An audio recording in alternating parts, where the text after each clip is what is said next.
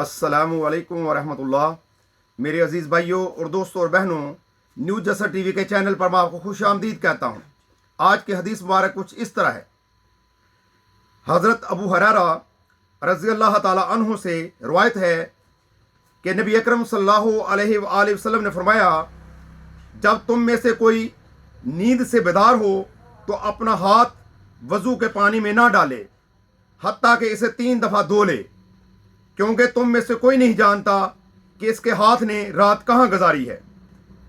यह हदीस मुबारक सुनन नसाई की है और इसका दर्जा सही का है और सुनन नसाई की हदीस नंबर 1 है।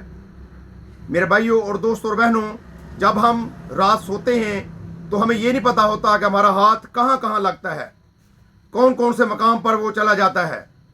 इसलिए आप सल्लल्लाहु अलैहि वसल्लम ने मना फरमाया है कि किसी भी चीज़ को, एक और भी हदीसों से ये बात वाज़ेह होती है कि आप सल्लल्लाहु अलैहि वसल्लम ने मना फरमाया है किसी खाने वाली चीज़ को भी हाथ नहीं लगाना चाहिए हाथ धोने के बगैर, और बिलखुसूस वज़ू के पानी को भी हाथ धोने के बगैर हाथ नहीं लगाना चाहिए, क्योंकि वो पानी जो है वो नापाक हो जाएगा। इसलिए हमें चाहिए कि जब हम सोकर उठें तो हाथ धोकर किसी खाने वाली चीज़ को लगाएं और पानी में हाथ भी धोकर ही डालें।